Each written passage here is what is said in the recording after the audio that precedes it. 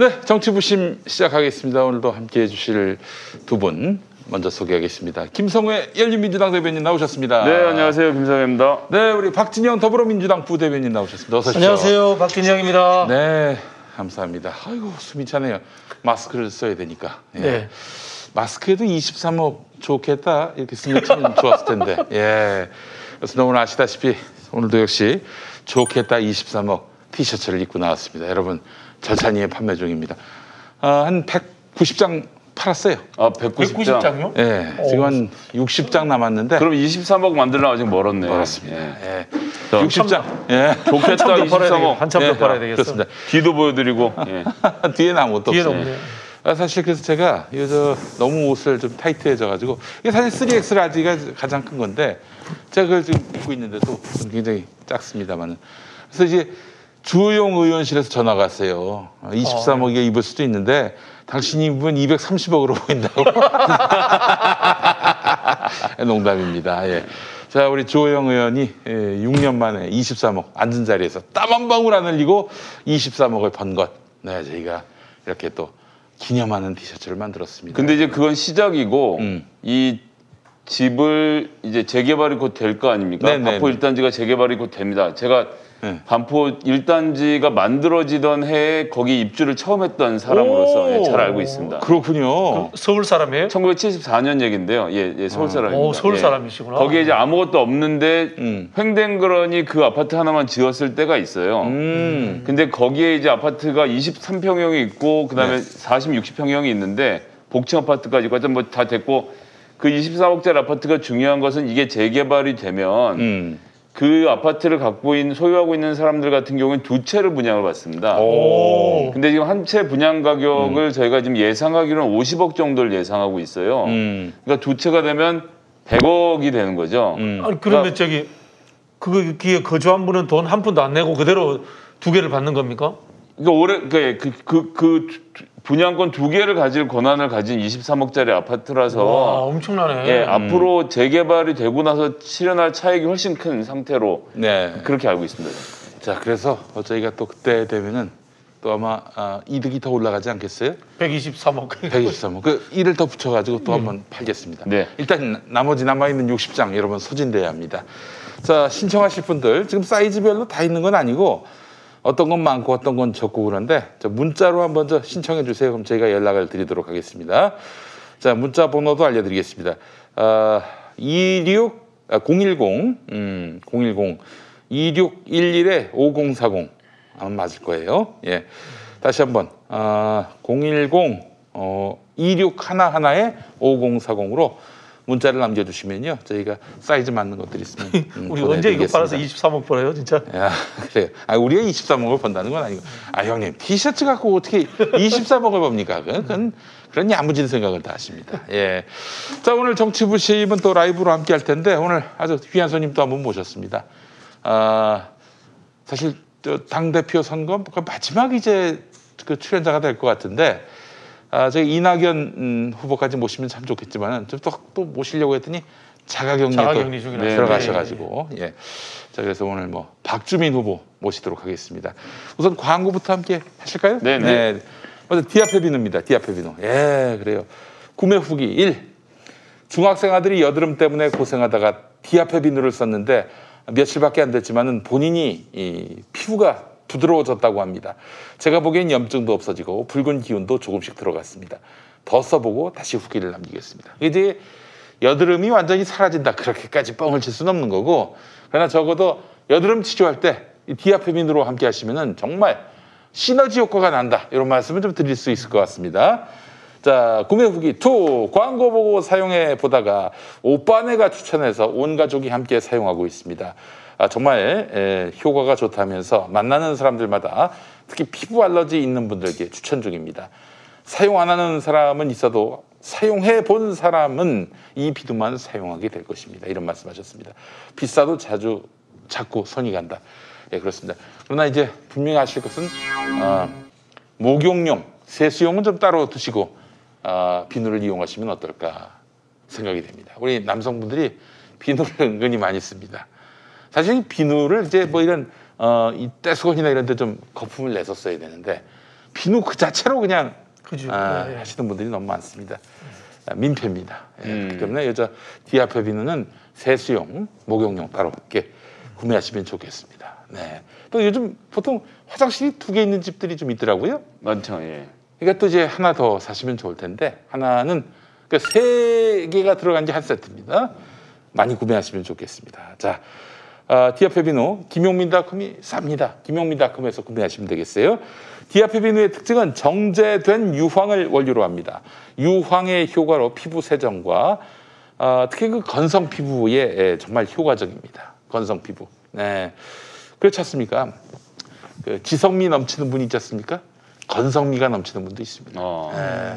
건성건성 아름다운 분들, 건성미. 예. 방송도 건성건성 하시는 분들. 네, 그렇죠. 예. 예. 저는 지성미가 넘치는 쪽으로 가겠습니다. 그렇습니다. 예. 알겠습니다. 자, 거기에다가 제주도산 마유 오일, 말에서 얻은 기름입니다. 네. 이걸 사용해가지고 보습 효과도 정말 뛰어납니다. 예. 또한 피부 건강에 이로운 성분들이 포함된 어성초를 원료로 하고 있습니다. 단순 천연 재료가 아닌 발효 숙성시킨 6주 동안 발효 숙성시킨 한방 재료를 사용해서 피부에 좋습니다. 건조한 날씨 환절기에 특히 좋은 디아페 비누를 김용민닷컴에서 가장 저렴한 가격에 구매하시기 바라겠습니다. 네, 감사합니다. 인공지능 로봇이 사람의 일자리를 대신할 것이라는 예측이 나오고 있습니다. 와, 이런 미래에 사람은 도대체 어떻게 되는 거야? 경기도는 생각합니다. 세상이 바뀌어도 사람은 먹고, 자고, 일하고, 놀고, 사람답게 살아야죠. 이것이 기본소득이 필요한 이유. 기술이 앞서간다고 사람이 잊혀지면 안 되니까. 사람을 사람답게 기본소득. 자, 오늘 초대 손님 모시겠습니다.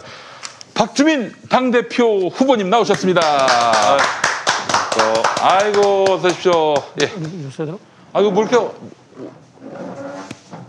아이고, 감사합니다. 예. 반갑습니다. 네. 예. 네. 자, 감사합니다. 우리 당은 아닙니다. 그래도 친하게 지내요. 예. 예. 한때 박주민 의원님은 세월호 변호사 하시던 시절에 광장부터 자주 뵈서요. 예. 그렇습니다. 아유, 우리. 저도 핸드폰에 박주민 변호사 이렇게 적혀 있더라고요. 예. 우리 박 변호사님, 이게 박 변호사님이래요, 자꾸. 우리 박주민 의원님, 박주민 후보님. 이제 막바지까지 왔습니다. 이번 주면 이제 끝이 나는데. 네, 며칠 안 남았습니다. 끝나셔서 행복하실 것 같습니까? 이겨야 행복할 것 같습니까? 아니 지금 근데 정말 답답한 게 이번에 전당대회 때 예. 원래 생각했던 여러 가지 기획도 있고 그렇지. 또 만남도 있었는데 예. 중간에는 이제 수해 때문에 아이고, 그렇죠. 또 지금 말미에는 이제 코로나19 재확산 때문에 네. 거의 이제 저희가 기획했었던 거나 생각했었던 걸 못한 채로 지금 진행이 되고 있어서요. 끝나고 나면 굉장히 아쉬움이 많이 들 것 같아요. 예. 다음에 한번 더 출마하시죠. 결과가 엄청 좋으면 이제 괜찮은데. 아니, 당대표 2번 한 분도 계셔요. 그래요? 아니, 근데, 지금 지금 같아서는. 이낙연 후보가 만약에 당대표가 된다. 현재 뭐 여론조사는 그래 보이는데. 네. 그분이 이제 6개월 후에는 또 그만두셔야 되는 상황 아니겠습니까? 맞습니다. 이런 질문부터 드려서 죄송한데 어떻게 6개월 후에 또 나오시는 겁니까? 아니, 이 여한이 많으신 것 같아서. 그 부분은 뭐 제가 좀 더 고민을 해보고요. 네. 근데 사실은 이제 당대표 해보면서 느끼는 거는 네. 두 가지가 좀 어려운 점이 있더라고요. 하나는 확실히 좀 조직력은 있어야 할 것 같아요. 네. 그러니까 조직력이 좀 저는 지금 거의 이제 몇몇 의원들이 도와주시고는 있지만 사실 혼자 하거든요. 그러다 보니까 이제 이게 약간 이거는 좀 넘을 수 없는 간극이구나라는 느낌이 올 때가 있고 그다음에 또 하나는 좀 미리부터 준비를 해야 되겠더라고요. 그러니까 뭐 두 분은 뭐 제가 이미 출마 선언하기 전에 2바퀴를 도셨다 이런 얘기도 들릴 정도였거든요. 그래요. 네, 그래서 그런 부분이나 이런 것들도 좀 고민해서 결정하도록 하겠습니다. 알겠습니다. 예. 서울시장 출마설도 있었어요, 한동안. 네, 그 부분은 제가 여러 차례 말씀드렸는데 예. 제가 당대표 안 될 거라고 생각하시는 분들이 자꾸 그렇게 질문을 하시는 아니, 것 그 같아요. 이전부터. 이번 당대표 이전부터? 나오시기 전부터. 네. 박주민은 서울시장 거쳐서 다음 대통령으로 갈 것이다. 이렇게 말씀하시는 분들이 있었어요. 당대표가 서울시장 나와도 되죠. 그런가요? 그러면 임기를 그렇긴 하네. 못 채우는 거잖아요. 그거는 말이 안 되고. 그래요. 알겠습니다. 일단 당대표가 되셔야 하는 건데 사실 너무 이 코로나 이슈에다가 또 수해 이슈가 덮치는 바람에 박주민이 당대표가 되면 더불어민주당이 어떻게 바뀌게 되는가 모르는 분들은 또 태반입니다. 사실 네. 박주민이라는 사람은 굉장히 좋아하는데 대체 이분이 당대표가 되면 뭐가 달라지는 거지? 궁금해하는 분들이 있습니다. 네. 예. 사실 뭐 요즘 좀 답답한 게 워낙 전당대회가 이슈 밖에 있다 보니까 이제 제가 언론개혁 관련돼서 얘기 굉장히 많이 했는데 너는 왜 언론개혁 얘기를 안 하냐 이런 분들도 있을 정도예요. 그래서 답답합니다. 근데 제가 이제 출마하면서 내걸었던 게 크게 이제 어떻게 보면 3단계라고 할 수도 있고 3가지라고 할 수도 있는데요. 처음에 좀 말씀을 드리면 지금 우리 당이 해결해야 될 과제가 저는 굉장히 많다고 봅니다. 그래서 우선 좀 강한 정당이 좀 돼야 되겠다. 강한 정당. 강한 정당이라는 게 당대표가 센 그런 사람이 아니라 300만 당원들이 진짜 당을 중심으로 똘똘 뭉칠 수 있고 또 능동적으로 당원들이 이제 움직일 수 있고 활력 있는 그런 정당을 강한 정당이라고 저는 얘기하는 겁니다. 그러기 위해서 이제 당원들의 권리도 강화해야 되겠고 당과 당원 간의 소통도 강화해야 되겠지만 하여튼 그런 강한 정당이 돼야 되고 두 번째는 그런 강한 정당을 토대로 현재 이제 부여된 국민들이 부여한 개혁 과제들을 좀 흔들림 없이 추진하자.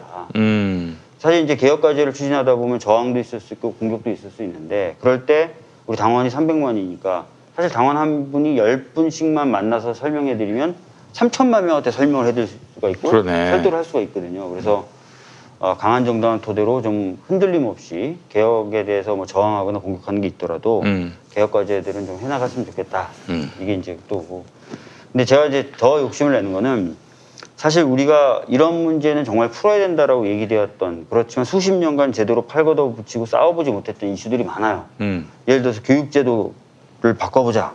이런 얘기도 서태지와 아이들의 교실 이데아가 나온 게 1994년이더라고요. 근데 지금 와서 봐도 그 노래가 그냥 와닿을 정도로 크게 바뀐 게 없다는 거죠. 네.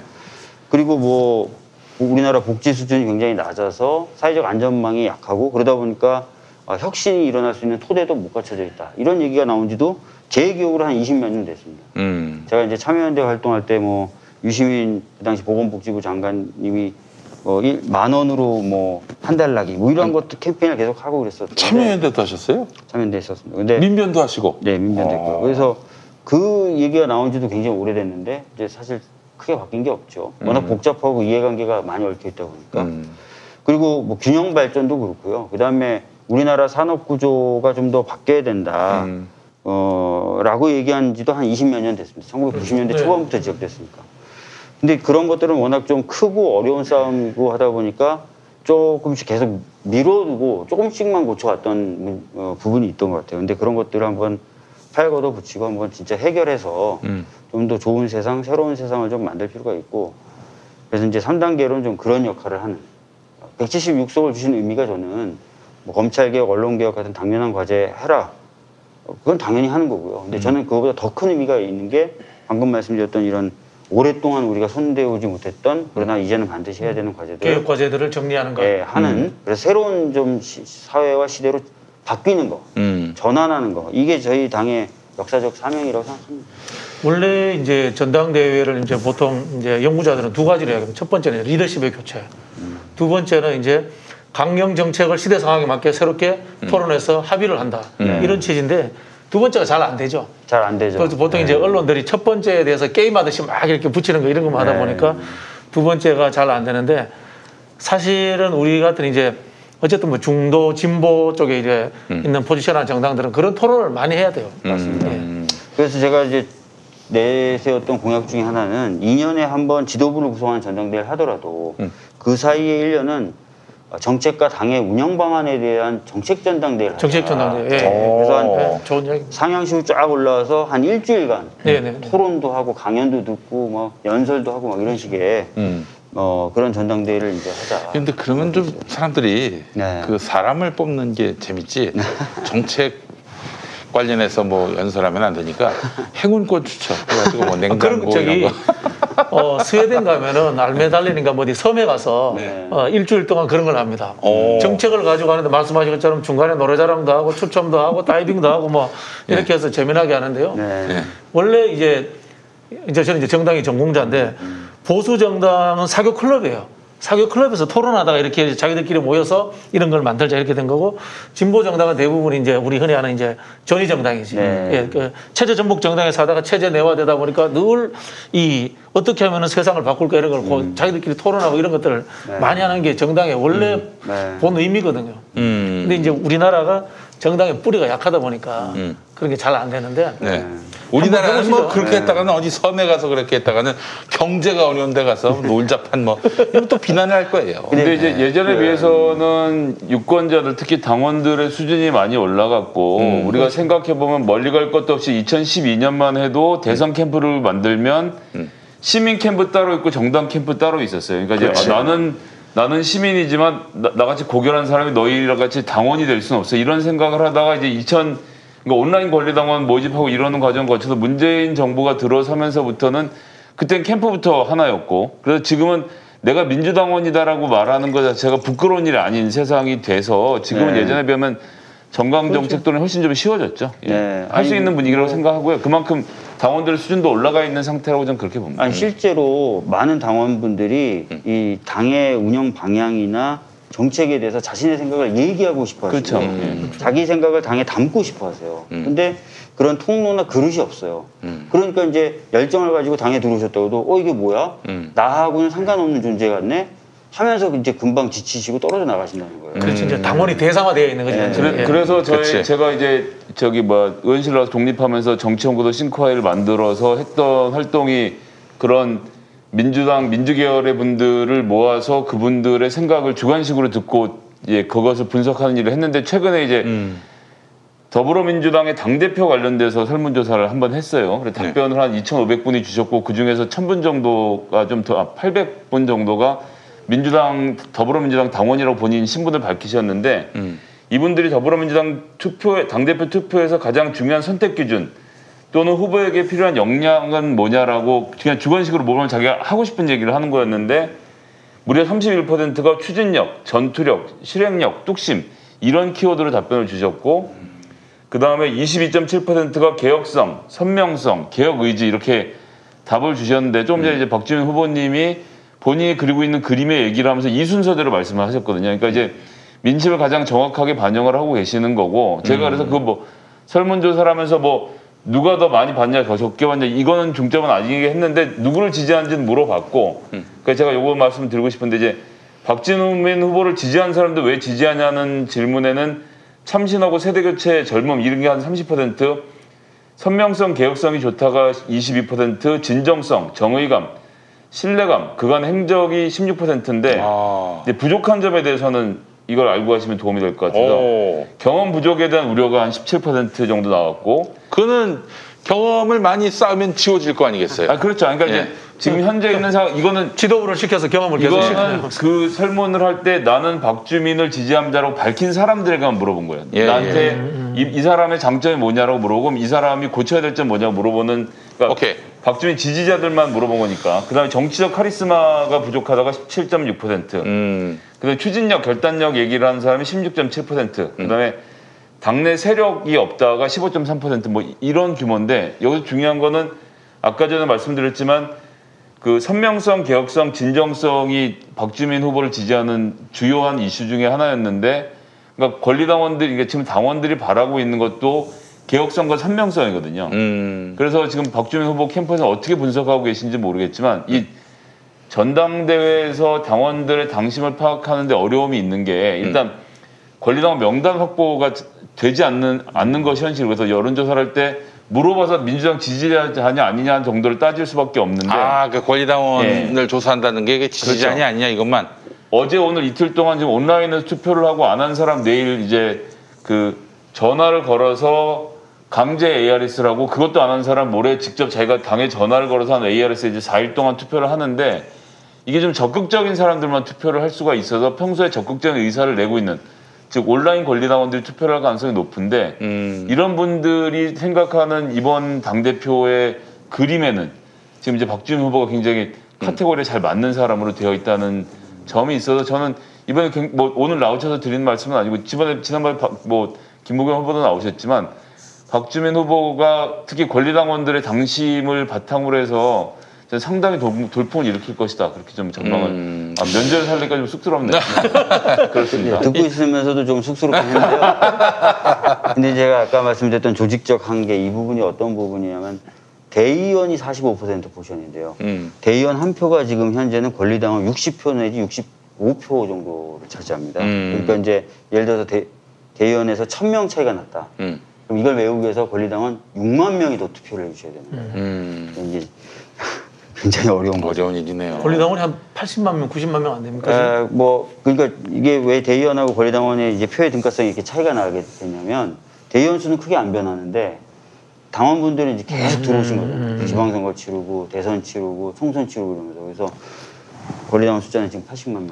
사실 그래서 박주민 의원님 당대표가 만약 되시면 지금 현재는 민주당이 대의원들을 선정하는 걸 지역위원장이 낙점하는 방식으로 대의원 선정을 하고 있는데 이게 당원들의 당심하고 대의원 표심이 좀 달라지는 일그러지는 효과를 거기서 좀 이 부작용이 있다고 생각을 하거든요. 그래서 이거는 기본적으로 좀, 이 대의민주주의 정신에 위배되는 겁니다. 솔직히 말씀드리면은 당원이 있고 당원 속에서 대의원을 뽑잖아요, 그죠? 그럼 사실 둘 중에 하나만 투표를 해야 돼요.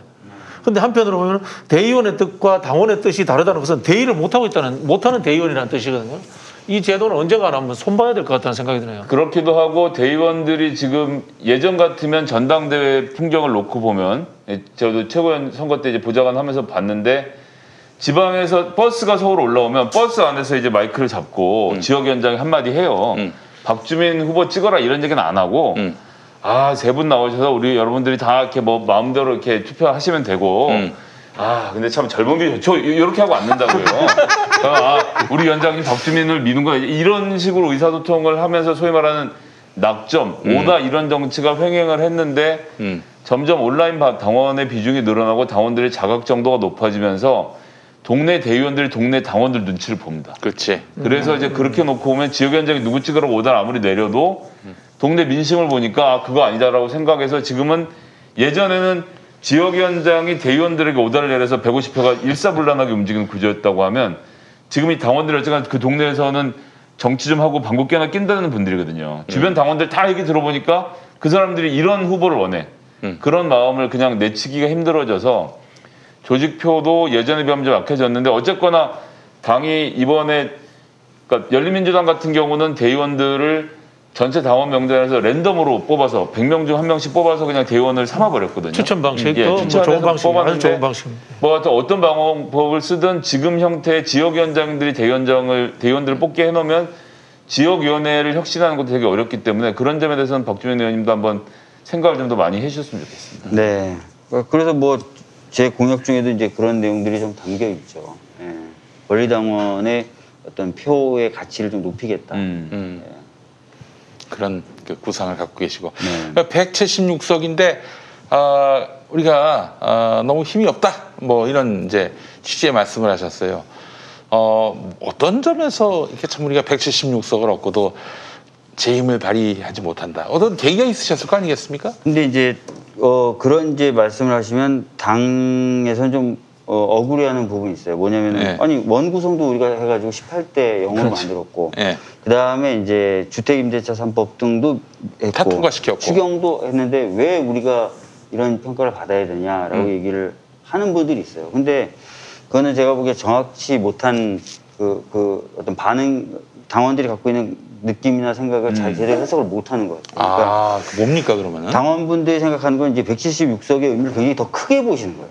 그러니까 더 크게 보시는 거고 제가 그래서 이 176석의 의미를 좀 더 크게 봐야 된다. 미래까지 좀 열어놓고 쭉 좀 봐야 된다고 말씀드리는 게 이 정도 이렇게 좀 개혁과제를 좀 한다든지 또는 뭐 원구성이나 이런 데 좀 힘을 쓴다든지 이 정도가 아닌 거예요. 176석의 의미가. 그래서 지도부가 이제 계속 이제 그 정도의 의미로밖에 176석의 의미를 해석을 안 한다면 아마 당원분들과의 이 괴리라고 할까 이건 좀 계속 벌어질 가능성이 있습니다. 네. 뭐 아까 이해했어요. 말씀은 재집권과 한국 사회에 한 단계 도약하는 그런 국가적 비전을 만들어야 된다 이 말씀을 하시는 거죠. 네. 그 사실 박병석 국회의장 그리고 열린민주당 합치면은 180석. 사실은 개헌 말고는 다 할 수 있어요. 퇴원하고 대통령 탄핵 말고는 다 할 수 있는 거 아니겠습니까? 그렇기 때문에 이 막강한 고난을 국민들이 부여했을 때는 무언가를 해내야 된다라는 그런 말씀인데 당대표가 되셨어요. 또 그렇게 강력한 어떤 당대표로서 개혁을 진두지휘하신다.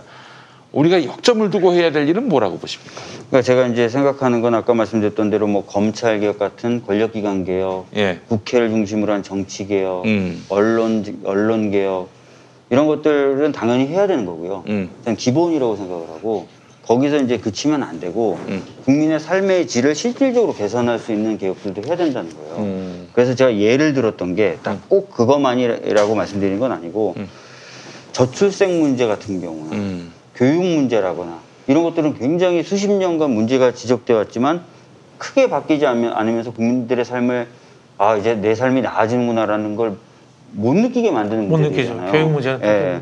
그래서 그런 것들을 진짜 아 이건 참 손대기가 어렵다, 뜨겁다, 복잡하다라고 하지 말고 진짜 당이 아까 말씀드렸던 대로 좀 활기차진 상태에서 국민들과 접촉면을 넓히면서 저는 사회적 의제 연석회의라는 구조를 주장하는데 각각 여러 가지 의제를 당해서 이 의제를 한번 풀어보겠다 제대로 해서 2년 정도 당원들, 국회의원들, 뭐 지방의원, 자치단체 전문가들이 계속 고민하고 필요할 때는 국민들한테 설명도 하고 국민들과의 사회적 대화도 열고 수기를 한번 밟아보고 싶으면 그 구조에서 수기에도 붙여보고 이런 식으로 해서 정말 이제는 아 이거 얘기하면 나 뜨거 하니까 손대지 말자가 아니라 우리가 이거 진짜 한번 해결해 보겠습니다 해가지고 그런 과정을 쭉 거쳐서 해결이 될 만한 금의 정책이 생산되면 176석이 있으니까 조금 반대가 있더라도 좀 그런 건 관철해내고 아 이건 해결까지는 안 됐지만 적어도 우리 이런 방향으로 간다는 것까지는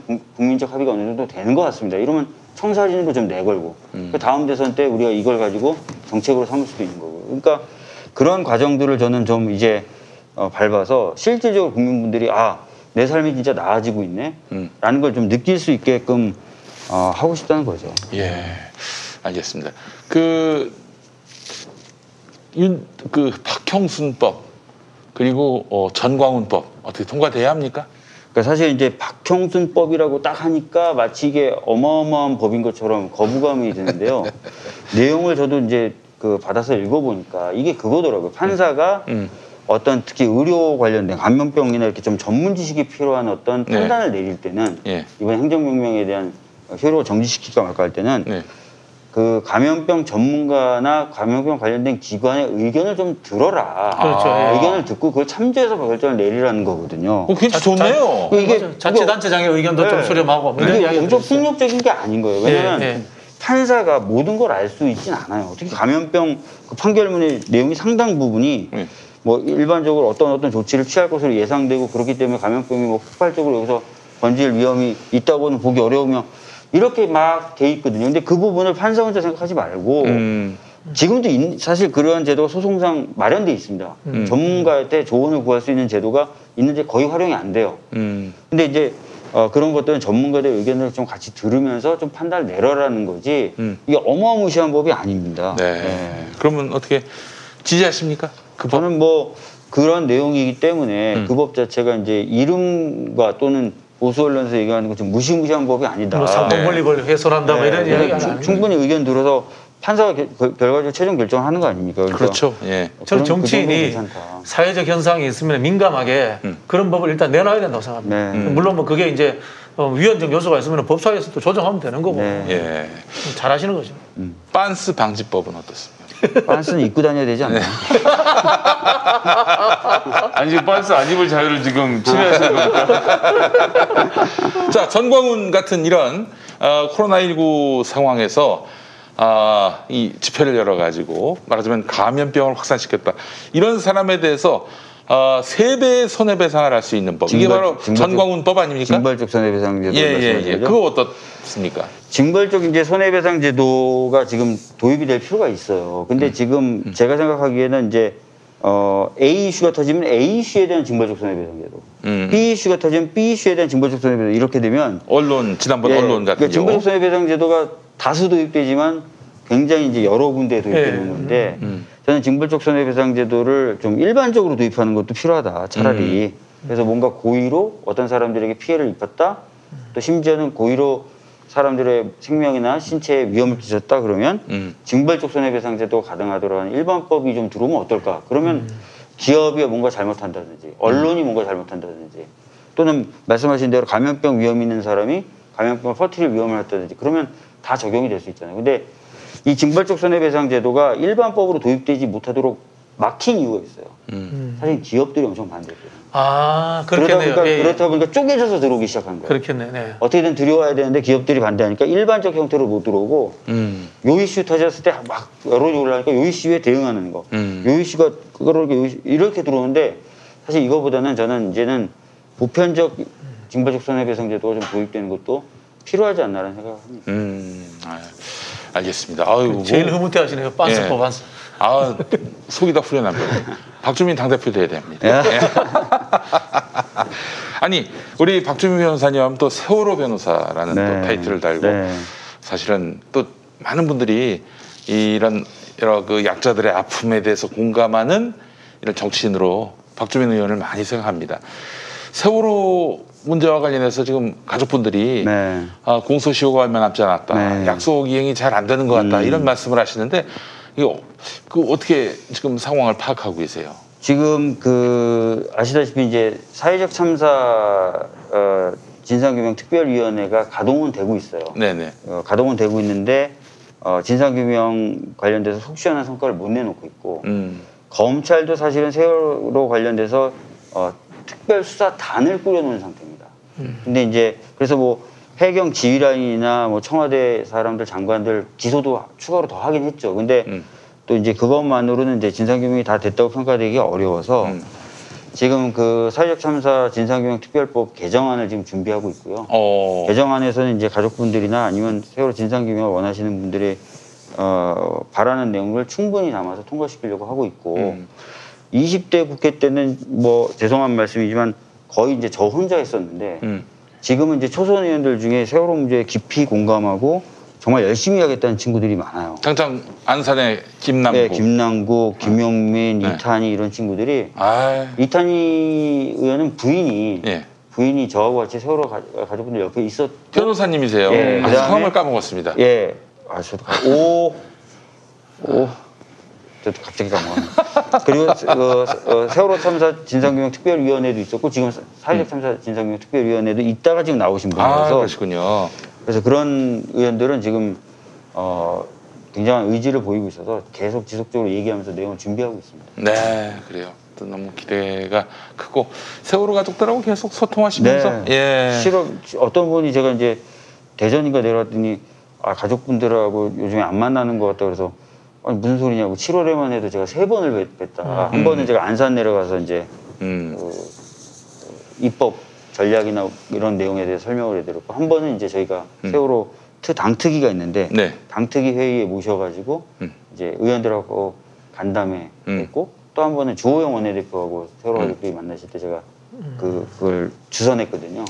주호영 원내대표도 이제 생각이 좀 많이 바뀌었죠, 그죠? 주호영 원내대표가 사실은 이제 19대 국회 때 그때 원내 수석인가 정책위 의장인가 했었어요. 그래서 그 당시 이제 그쪽 새누리당의 어떻게 보면 가족분들의 협상 창구 역할이었습니다. 그때는 뭐 그분들이 막 교통사고다 그러고 막 그런 식으로 했지 않습니까? 그래도 그런 말을 했었어도 세월호 참사에 대한 이해도는 다른 그 미래통합당 의원들보다 높아요.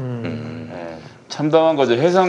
본질적으로는 해상교통사고다라고 이야기한 사람이 미래통합당에서는 그나마 제일 이해도가 높다는 것이 그래서 참담합니다. 진짜. 그래서 면담을 주선했고 그래서 하여튼 3번 뵀어요. 하여간 근데 뭐 세월호 가족분들이 아픈 말씀하시면은 항상 또 박주민 의원님하고 연동될 수밖에 없는 그런 구조가 있어요. 그래서 또 열심히 하고 계시는데 오해하시는 분들이 있다는 거는 뭐 달리 얘기해서 좀 박주민 의원의 역할이 매우 크다. 뭐 이런 정도로. 너 말고는 누가 하겠냐 이런 안타까움이 묻어서 말씀들 계속 하시는 거죠. 박 의원님 아니면 누가 하겠냐 이런 얘기. 알겠습니다. 자, 이제 개혁 과제들이 굉장히 많이 이제 부여되고요. 이번엔 새 지도부가. 근데 이제 새 지도부는 말이죠. 이 사실 다음 서울시장, 부산시장 재보선. 보궐선거죠. 재보선이 아니라 보궐선거. 그리고 또 대통령 선거 네. 그리고 지방선거까지 네. 와 어마어마한 그런 큰 선거를 3번 치러야 됩니다. 매년이 아니죠. 그 2년 동안에 그 3번의 큰 선거를 치러야 되는 건데 자 그렇다면은 사실 이번 당대표 후보들 여러 자질 중에 하나가 이 선거를 승리로 이끌 수 있겠는가 하는 부분인데 네. 우리 저 박주민 의원님 구상이 있으면 좀 말씀해 주세요. 네. 한 분은 본인 이제 후보로서 이제 뛰실 생각이시고, 네. 한 분은 이제 영남에서 이제 표를 많이 가지고 오실 수 있다고 지금 말씀하시고, 예. 저는 이제 계속 그렇게 말씀을 드리는 거예요. 아까 말씀드렸던 것처럼 당이 이제 본연의 기능과 역할을 잘하고, 그래서 그것을 통해서 문재인 정부가 성공적으로 마무리를 지을 수 있다면, 네. 전 솔직히 누가 후보가 된다고 해도 이길 수 있다고 생각해요. 아, 상대방이 네. 그러니까 우리 후보가 누가 돼도 또 상대방이 누가 나온다 하더라도 이길 수 있다고 생각해요. 그러나 만약에 이제 국민들이 우리한테 기대했던 게 굉장히 큰데 그걸 제대로 충족을 못 시킨 상태다. 그러면 다시 저희한테 표를 주실 수가 없죠. 아. 이미 충분히 주셨기 때문에 네. 더 주십시오라는 말을 할 수가 없어요. 네. 그 당대표 후보시니까 우리 당 후보는 다음에 누구를 내보내야 된다 이런 말씀은 못 하실 것 같고 그런 말을 못 하죠. 자 상대방이 서울시장 후보로 누가 낼 것 같고 부산시장 후보는 또 누가 낼 걸로 보십니까? 지금 상대당도 지금 딱히 보이진 않더라고요. 최근에 뭐 윤희숙 의원이 잠깐 뭐 거론이 되는 것 같기도 하고. 서울시장으로 네. 그다음에 뭐 거기 지금 말을 할 수 있는 사람 찾고 있대. 말이 되는 사람. 많이 되는 5분 동안 그 연설을 할 수 있으면 일단 후보군에 올라가는 겁니다. 예. 그다음에 안철수 후보가 뭐 약간 통합을 해서 예. 나올 수도 있다. 뭐 그건 이런 나오든지 얘기들이 말든지 뭐 잘 안 보여요. 그래도. 예. 네. 이상한 사람. 안철수 후보는 제가 계속 말씀드리지만 다음번에 한번 더 떨어지고 나면 그다음에 부산시장 도전, 그다음에 밀양시장 도전까지. 아 그래요. 고향 밀양이에요. 그분. 고향이 원래 밀양. 밀양 쪽이라는 얘기가 있죠. 참나. 그분이 좀 좀비적인 스타일이 있어요. 예. 그래서 참 잘 버팁니다. 그분. 쉽게 그만두지 않습니다. 왜냐? 나는 내 추정컨대 주가가 있기 때문에 주식이 있기 때문에 안철수 연구소와 연동돼 있기 때문에 주식의 가치를 지키기 위해서는 싫어도 정치권에 남아야 되는 거 아닌가 이렇게 보고 있습니다. 제 생각입니다. 부산시장은 누가 나올 것 같습니까? 저쪽 당에서. 글쎄요, 뭐 지금 뭐 김현재 의원님도 좀 거론이 되는 것 같고. 김세연. 김세연. 김세연 의원님도 좀 거론이 아니, 되고. 너무 상대당을 우습게 하신다. 죄송합니다. 이름을 모르죠. 제 이름을 외우는데 좀 어려움을 겪어요. 예. 근데 그 부산도 잘 안 보이지 않습니까, 사실? 네. 근데 민주당 후보도 잘 안 보인다고 하더라고요. 부산이요? 저희 당에서는 뭐 김영춘 의원님도 거론이 되고, 예. 또 젊은 피인 김혜영 의원도 거론이 되고, 그리고 뭐 지금 현역 의원들 중에서도 뭐 좀 가능하지 않겠냐 이런 얘기도 나오고. 아유 현역 의원이요? 아니 그분 그만두면은 또 누가 또 나와가지고 억지로 당선됐는데 쉽게 예. 나오기는 쉽지 않을까. 알겠습니다. 부산은 사실 지금 뭐 시기를 보고 있지만 가덕도 신공항 문제에 대해서 정부가 방향을 정하면 또 분위기가 한번 불타오를 거라고 예상을 해볼 수 있죠. 그 가덕도 신공항 관련한 뭐 그 나름대로 포부나 계획이 있으세요? 그 이미 뭐 부산 지역 토론회나 여기서 밝혔지만 그 김해공항을 확장하는 것만으로는 동남권 관문공항이 되게 어렵다. 저도 그렇게 생각하고요. 그래서 결과적으로는 가덕도에 관문공항을 하나 만들어야 되고 특히나 지금 부울경 쪽에 메가시티, 동남권 메가시티 구상이 있거든요. 근데 이게 그냥 뜬금없는 얘기가 아니에요. 네. 그러니까 균형 발전을 위해서도 약간 서울에 약간 대비되는 중력권이 하나 좀 필요해요. 그러다 보니까 이제 메가시티 구상이 있는 거고, 그러면 더더욱 메가시티에 어울리는 관문공항이 또 있어야 되는데, 김해공항을 확장하는 것만으로는 어렵죠. 우리가 인천공항 지을 때 예타 잘 나와서 지은 게 아니거든요. 맞습니다. 예. 인천공항을 지었기 때문에 그게 계속해서 커지는 겁니다. 그렇지. 저쪽에도 관문공항을 지으면 계속해서 그게 또 물류라든가 이런 거 수요가 더 생깁니다. 아니 예타를 하면 다 수도권만 되지 그 당연하죠. 나머지 지역에서 예타가 어떻게 나와요? 맞습니다. 예. 그렇기 때문에 지역 균형 발전을 위해서도 뭐 수도권 외에는 예타는 좀 박정희 대통령이 뭐 우리 뭐 경부고속도로 닦을 때 다 반대했잖아요. 네. 닦으러 오니까 차가 다니는 겁니다. 네. 처음에는 차가 거의 안 다녔었다고 그러더라고요. 그렇죠. 차도 없었고. 예, 차도 없었고. 그때만 해도 이 경부고속도로 낼 돈으로 네. 경부선을 복선화하고 철도를 더 늘려야 되는 거 아니냐라는 주장이 있기도 했고 그 주장도 아예 틀렸다 할 수는 없는데 네. 어쨌든 결과론적으로는 고속도로가 만들어지고 그게 차로 다니기 편하다는 세상을 만들면서 차량도 많이 만들게 되고 이런 복합적인 그렇죠. 것들이 벌어지는 거라서 가덕도도 지금 부산에 안 사시는 분들은 가덕도 어딘지 모르시는 분들 계실 텐데 그게 부산역하고 거기 부산 이 항만하고 가덕도하고 다 한 동네에 몰려 있어요. 그래서 아주 큰 그림으로 놓고 보면 이 시베리아 철도가 뚫려서 부산까지 간다 이런 그림 지금 그리고 있는 거 아닙니까? 네, 그렇죠. 그럼 시베리아에서 그런 물류가 부산까지 도착해서 부산항에서 소화하거나 아니면 가덕도 공항에서 이제 배로 나르는데 기차에서 내려서 공항까지 가는 시간이 아주 짧기 때문에 그런 것을 좀 전반적으로 봐서 하겠다 이런 거고 이전 정부에서 결정 못했던 건 그러면 TK는 어떻게 할 거냐는 문제 있었던 거고 지금 눈 질끈 감고 가덕도 하겠다라고 해서 해버리면 PK는 또 약간 해볼 만한 선거가 될 수도 있겠다 싶은. 저 TK 출신인데 가덕도 신공항제가 굉장히 제가 세게 밀었었거든요. 네. 밀었었는데 이런 차이점이 있어요. 우리가 이제 부산을 좀 안 버렸으면 좋겠는 게 부산 같은 경우에는 지역주의의 영향에 의해서 저쪽을 많이 찍었지 사람들의 사고가 보수적인 동네는 아니에요.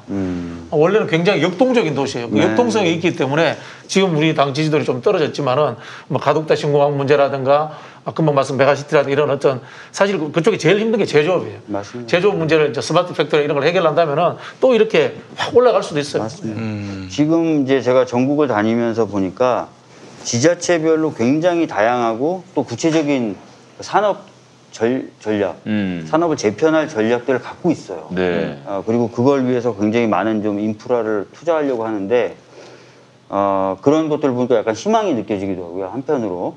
근데 이제 공통되게 요구하는 게 뭐냐면 지역의 인재를 좀 구하기 어렵다는 거예요. 대학을 육성해달라는 얘기가 굉장히 많습니다. 지방의 대학들. 그래서 그런 부분도 저희가 동시에 좀 신경을 써야 될 것 같아요. 공기업을 추가로 이전을 해야 됩니다. 그거 추가로 이전해야죠.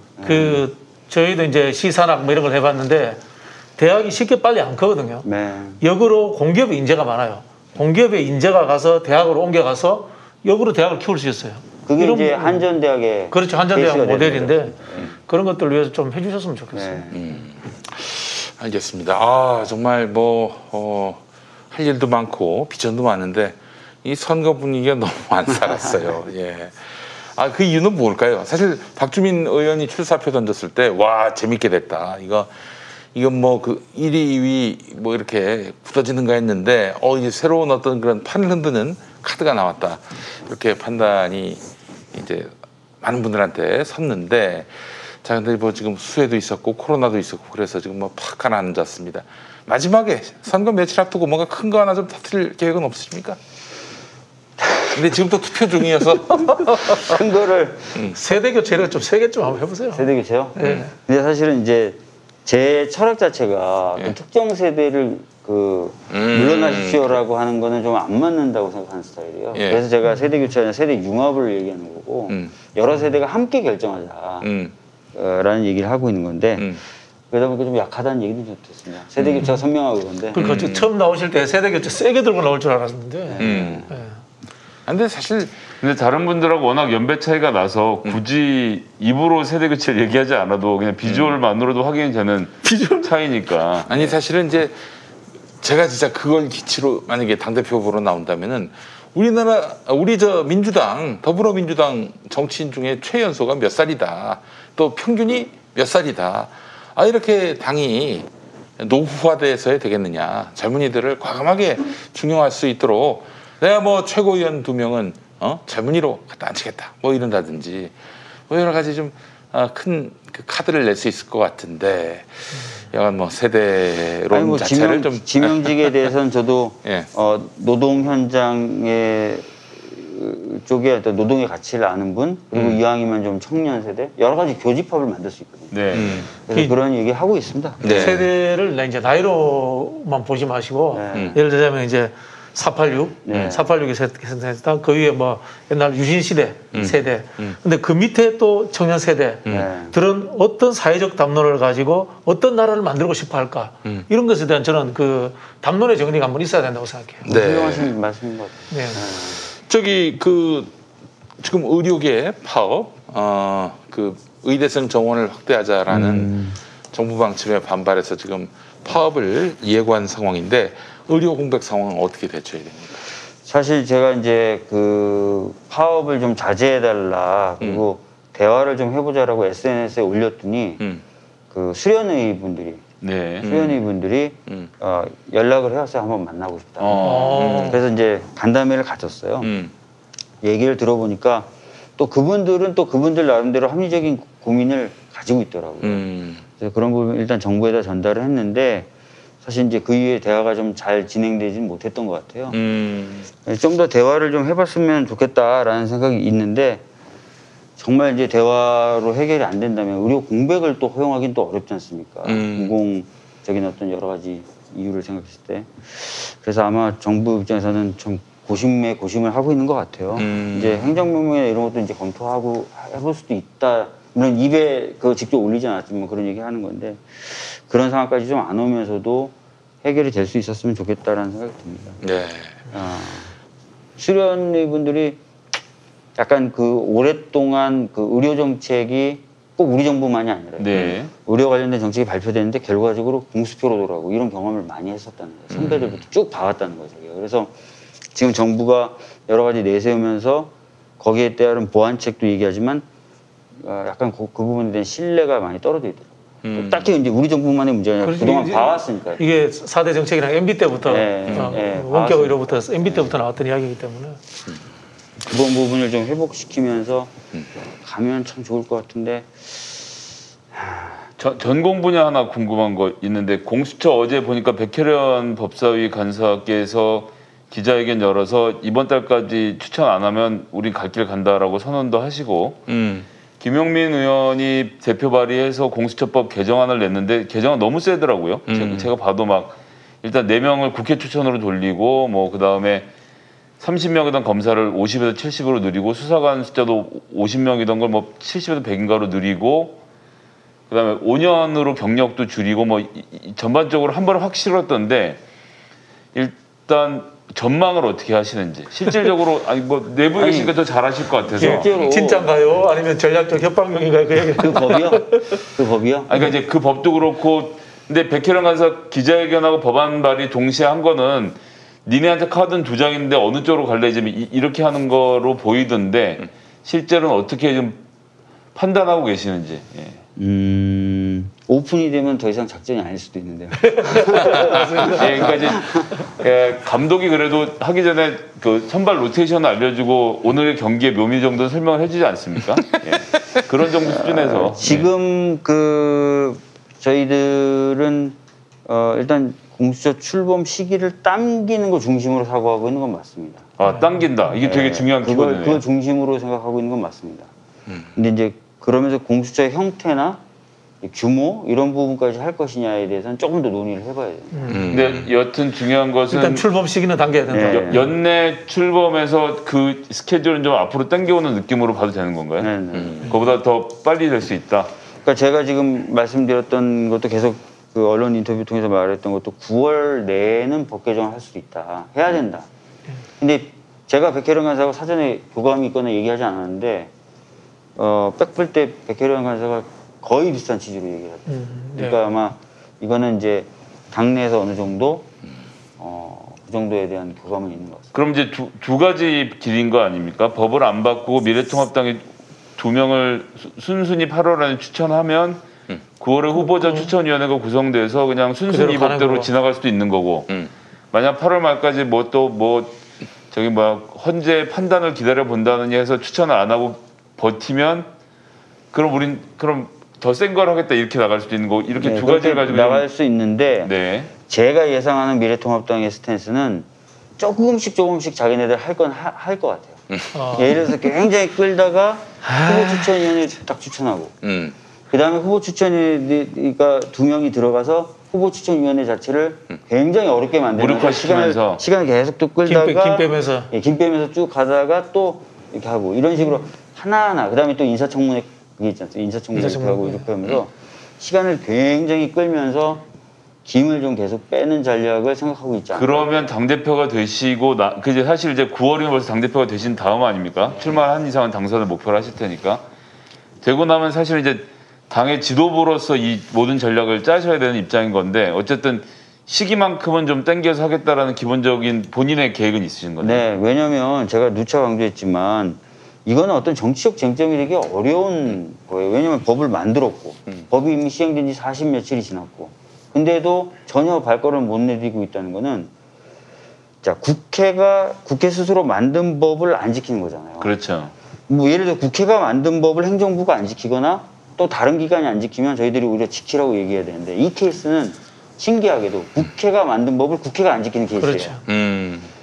그러면 우리가 만들어 놓고 다른 기관들이 왜 우리가 만든 법을 지키지 않냐라고 비판을 하려면 적어도 우리는 우리가 만든 법을 우리가 지키는 모습을 보여줘야 되겠어요. 국회 차원에서는.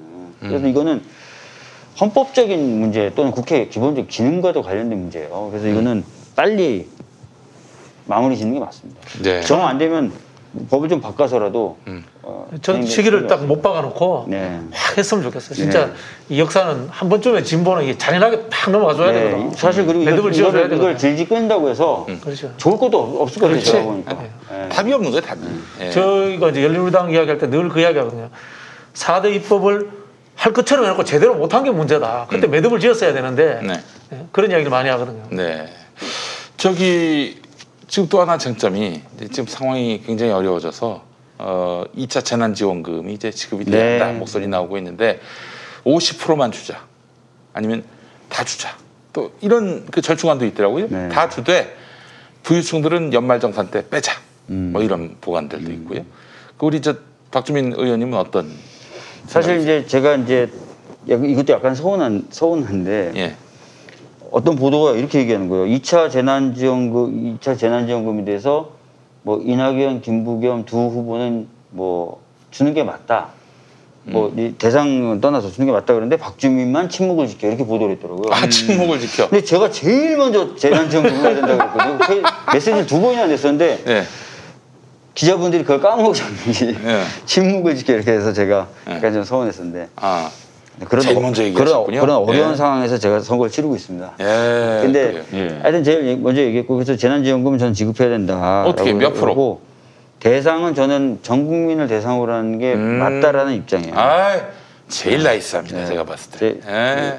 제가 이제 그 자료를 좀 보니까 지난 이제 8월 21일인가요 발표된 가계동향 관련된 통계청 자료가 발표됐어요. 네. 그러니까 실제로 상위 10%에 해당하는 고소득층 가구들도 근로소득과 사업소득이 다 줄어들어요. 줄었어요? 다 줄었어요. 그래서 이거는 이제 특정 물론 하위층이 더 고통을 받을 수 있겠지만 사실상 온 국민이 고통을 받고 있다. 그 크기나 규모의 차이는 있을 수 있어도. 근데 상위층 보고 너희들 타격받은 거 알아. 그리고 세금도 너희들이 많이 내는 거 알아. 근데 너희들 돈으로 너희는 못 주고 또 조금 힘드신 분만 할게. 이렇게 되면 사실 설득하기가 더 어려울 수도 있고요. 그리고 이제 어떻게 똑같은 국민이기 때문에 저는 가계소득의 후퇴를 다 겪고 있다면 좀 똑같이 좀 드리는 게 맞지 않나라는 생각도 갖고 있어요. 네. 그 사실 그 특정 그 대상 예컨대 뭐 소득 하위 50% 이렇게만 주면은 그러면은 딱 뭐 한정된 재원을 그 꼭 필요한 사람들한테 준다는 점에서 좋아 보이지만은 그럼 결국은 세금은 내 거 다 내는 상위 50%들은 기분이 나쁘죠 기본적으로 뭐 몇 푼 들어온다 할지라도 하여간 들어왔을 때 기분 좋았는데 기분 나쁘죠. 기분 나쁘십니까? 아 그는 뭐 모르지 지금까지 제가 50% 이상 이하 뭐 구분돼서 내가 들어갔나 안 들어갔나 모르니까 예. 아, 그렇게 50% 넘어가시는 거예요. 아, 어떻게 그래요? 모를 수가 있어. 50%라는 게 이게 임의의 기준이잖아요. 임의 기준이에요. 임의의 기준인데 내가 49등인데 못 받아서 얼마나 억울하겠어요. 예. 이런 적 억울한 그러면 어떻게 존재하거든요. 되냐면 나중에 50% 이상은 처음에는 뭐 그런가 보다 하고 넘어가지만 다음에는 이런 복지 자체를 없애게 하려고 재난지원금 왜 주냐고 결국 뭐 나는 아무런 혜택이 없는데 이렇게 나온다고. 아니 그러니까 하다못해 오늘 아침 신문 보도에서도 제가 봤는데 그 민주당 내 정치권에 이견이 있다라고 나오면서 제목은 이낙연은 선별지급, 이재명은 전부지급 하고 설명해보면 박주민 후보님 것만 얘기가 없길래 저조차도 네. 이분은 이 문제에 대해서 언급을 안 하시는구나 생각을 했는데 그 전혀 그런 게 아니었거든요. 제일 먼저 얘기했고 전부 다 그랬고요. 지원 지급해야 된다는 네. 걸 입장으로 갖고 계시는 거고. 아니, 그러니까 이제 맨 처음 얘기를 하셔가지고 뭐 또 얘기할 필요가 있겠나 싶었는데 나중에 이게 논의가 되면서 나는 이미 얘기를 했는데 뭐 추가로 또 얘기해서 무슨 의미가 있겠나 생각을 하셔서 침묵을 지키셨더니 그냥 침묵이 돼버리는 거야.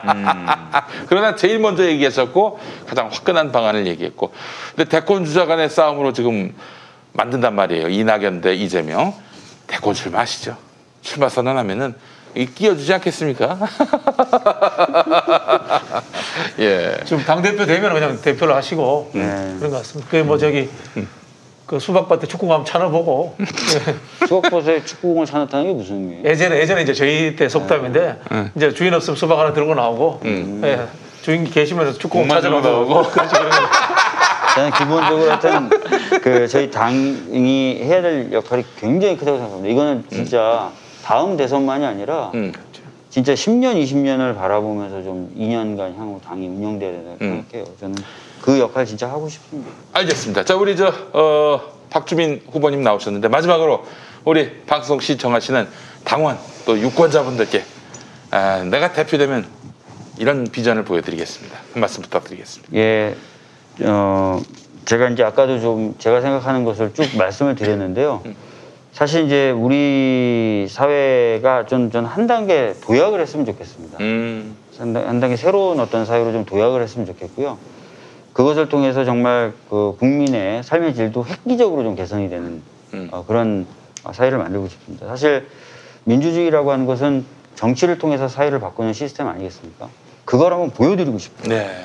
근데 그러려면 정말 저희 당이 굉장히 능동적이고 활기차고 당원 한 분 한 분이 자신의 소명의식을 갖고 내용적으로도 잘 준비돼서 국민들을 만나서 설득하고 설명하는 작업들이 필요할 것 같고 네. 그래서 이제 강한 정당, 그런 당원들이 가득한 활기차고 능동적인 정당을 만들겠다는 말씀을 드린 거고요. 네. 하여튼 그걸 위해서 제가 진짜 전국을 뛰어다니든 뭐 불철주야 뛰어다니든 할 각오가 이미 돼 있으니까요.